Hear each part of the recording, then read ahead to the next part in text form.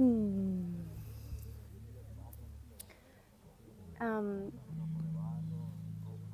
maybe we could do a bow to each other. Yeah.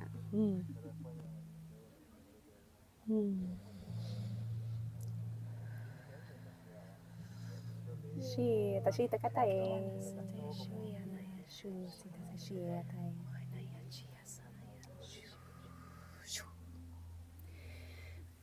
So coming back to the topic.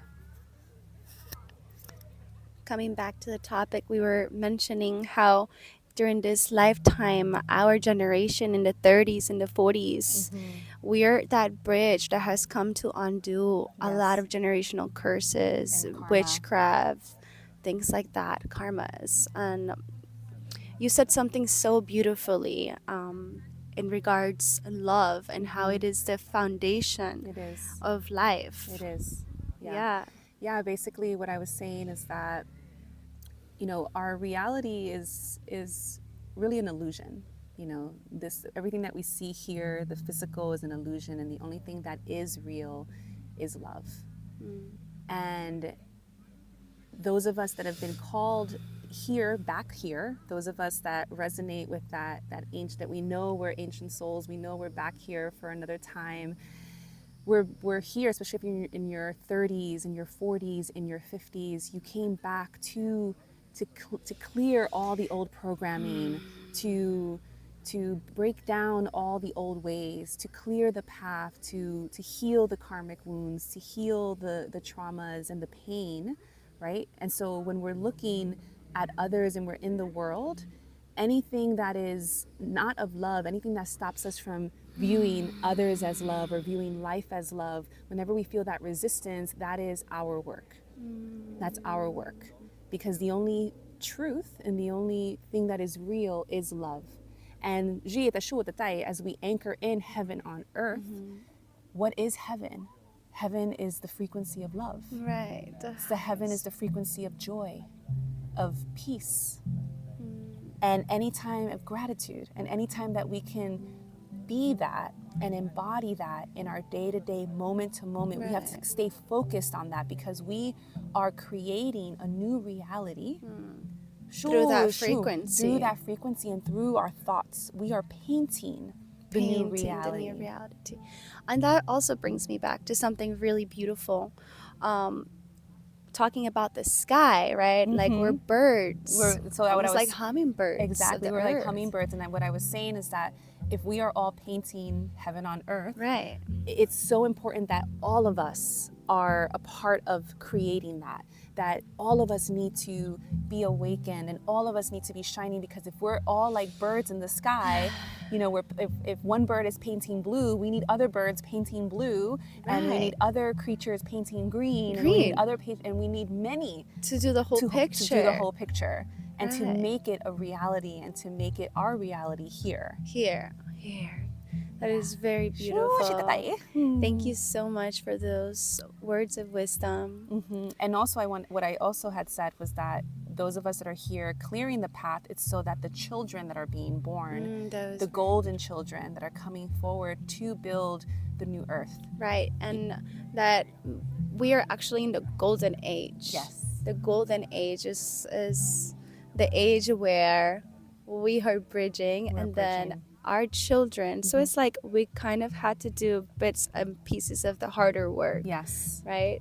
On now our children. Exactly. So we create that legacy. So now we clear the way, and then they can come forward with their gifts and their remembrance and their unique medicine to really see that fruition of heaven on earth. Right. And it will be easier of an embodiment for them, more natural. And you will see that we're seeing that now in the children. They're more connected. They're more connected.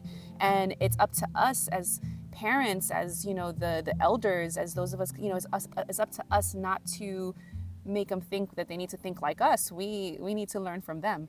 You know, they're coming forward with They're coming forward. That happens a lot with me, actually, with my son. We had this deep conversation. He was like, Mom, just like stop. Like stop trying to teach me all this. Like I don't want to do any of it.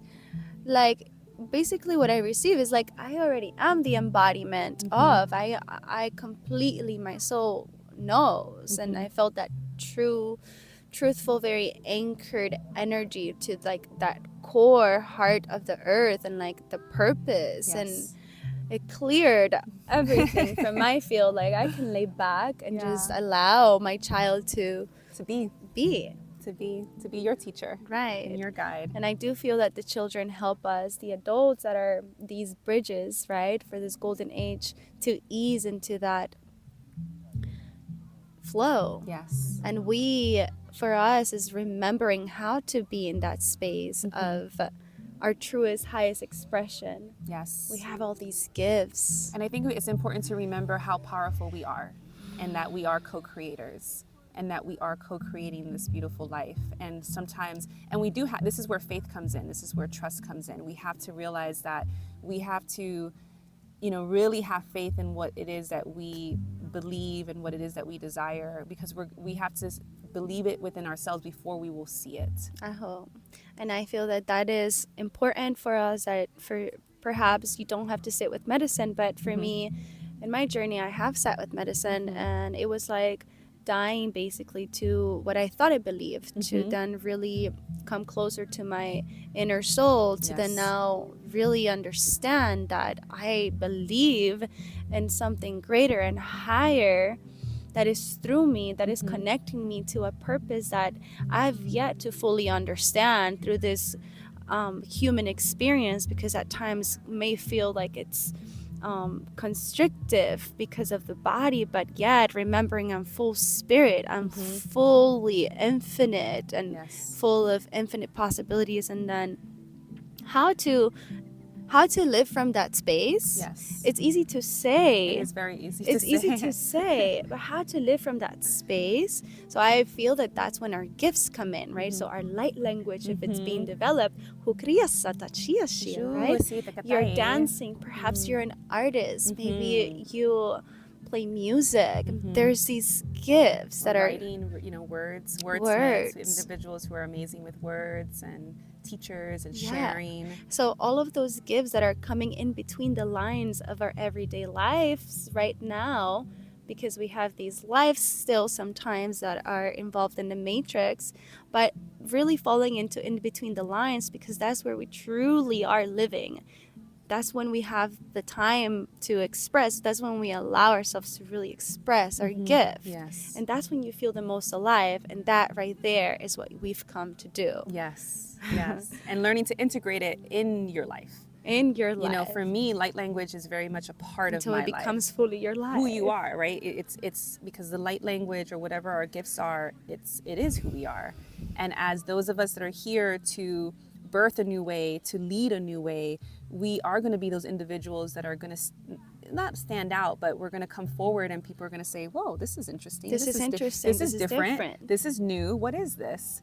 And we have to have the courage through our own work, to come into full acceptance of self, so that we don't judge ourselves, and we don't shy away from ourselves, so that we can step forward as our authentic self in the matrix, in the world, in the spaces that we're meant to be, standing in. And what I realized too, that it's not even so much, what we say, just us being there. I was just about to ask, what do you consider will be one or two good tools for humanity to start falling into or stepping through? And I believe you just answered it. Yeah, I think it's just realizing that it's not as complicated, or it's not something that is just simply you being there, because we are energy bodies, we are energy beings, right? We think we're here in solid form, but you're pretty solid. But we're vibrating, and we're a frequency. And so when we step into a space, frequency that's vibrating at the speed of light, we are, and through the speed of light, it gets transferred into actually the physical form. We can actually feel each other. That's insanity. Yes. And so, it's just a matter of just, really doing the work, so that you can come into a full acceptance of self. And when you call the work, when you say the work, what do you refer by that? Oh, what I refer to that is inner healing. It's turning inward and getting to know thyself, getting to really know all parts of the inner family that lives within us. The inner parts, family, every that's part of us is a family member within our inner home. Wow.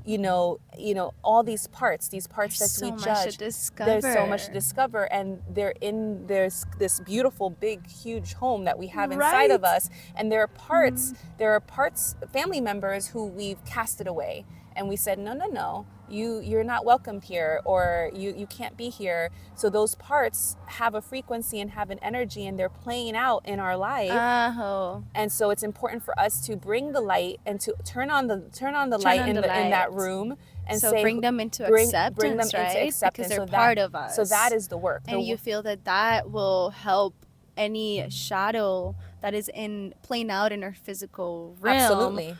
Not just transform. Correct. Yeah. Transform into beauty then. You can transform So our into- shadows have the power to be transformed into beauty. Yes, because all of our shadows have a gift. They have a gift for us. Like, for example, I look at impatience. For me, it's a shadow. Mine is the same one. Is it Gene Keys? It's no, not Gene. I know Gene Keys, but mine is impatience. But I'm just saying in general. I know but mine is is impatience and Gene Keys. Mine is no, just in general. Mine has been impatience, and this is but really the interesting. gift of impatience is patience. And so, but if we're judging our I have to impatience, put the microphone down. if we're judging our impatience, if we're judging that part of us, then there's a judgment there, and it's only going to give it strength, and that judgment is hiding other parts of us as well. Like for me, I'll share my journey. For me, my impatience was hiding my connection with time, my connection with my inner timekeeper, the part of me that knows exactly what is going to happen in my life and how it's going to unfold. And so when I started interacting with my impatience and I started accepting my impatience, the inner time came out, and she was sad because impatience was always mad at her. And so I got to bring her out, and I got to cry with her, and she's like, I'm just doing my best. I know what's best for you. I know how life is going to unfold in the best way. And so I need you to trust me. So then that relationship between our inner time and our impatience, I had them talk, and I had impatience apologize, and then I was able to have this beautiful dialogue. But it was really beautiful because now they came into harmony. Wow, and I really So do now the feel shadow- that this was definitely a message for me, because it's currently something that I am myself navigating deeply. So And so it's just, and so now I have a new relationship with time, where I say, time, you're my best friend. You are my friend. You are always, there's more than enough time. I And so, love that. so yeah. So we are actually in the middle of a really beautiful event that's about to take place, but we thought this would be the perfect opportunity to share from our heart, our conversation. And we welcome you also into this portal, this vortex of love that Divine Creator created. We had no idea this would turn out. Yes. So here it is, and Here this is definitely a